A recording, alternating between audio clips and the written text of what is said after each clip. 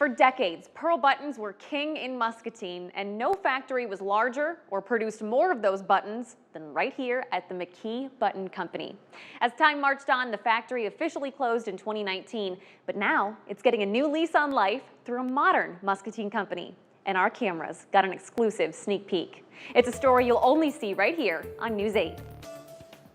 There's a saying, if walls could talk. This building is so uniquely connected to the river. On the edge of downtown Muscatine, these walls have 118 years of stories to tell, including their newest adventure. So welcome into Kent Consumer Brands. It's a construction site right now, but by June, the old McKee Pearl Button Factory will be corporate offices for Kent Consumer Brands. There are pearl buttons everywhere on this construction site. They are in every nook and cranny. It's so funny. Johnny Arnett is the corporate spokesperson for Kent, but she knows a thing or two about the buttons this building was built on. They would use drills to cut holes in the button, and then it would look like this. Inside, there are little touches of the past everywhere you look. The plaster walls, the historic wainscoting on this hallway. Below your feet are the original wood floors, and right when you enter, these are blank buttons.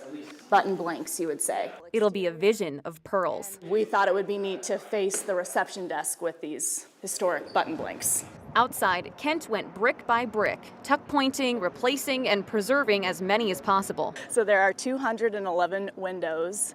56 were in good enough condition to be preserved. It's a lot of time, effort, and money, but Kent says it's worth it. This building in its heyday, this industry in its heyday, was foundational to the industrial life of this community and our state.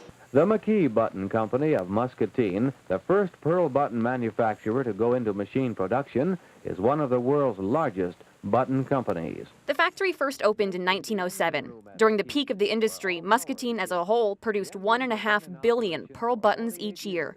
Clams were taken straight from the river, soaked, polished, and cut into button blanks. When it gets down here, it hits this fast-moving belt and it spins. Today, you can still see the old machines less than a mile away at the National Pearl Button Museum. I always say if your family grew up in Muscatine, if you have family members in Muscatine, somebody in your family worked in the button industry. Museum director Dustin Joy is glad to see the building get a second life. It's a marker of Muscatine's history that goes back to the very founding of the town. The reason Kent is here is the same reason that the button industry was here, the same reason that the lumber industry was here, this river. Remarkably, this plot of land has seemingly seen it all.